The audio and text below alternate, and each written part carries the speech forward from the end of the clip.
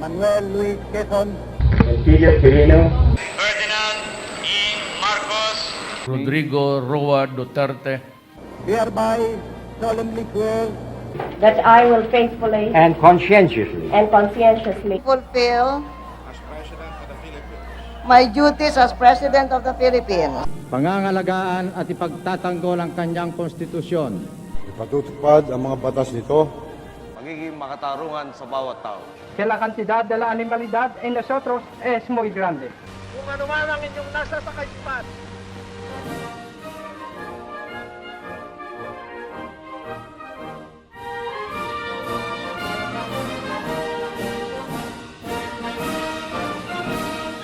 I shall use all the force at my command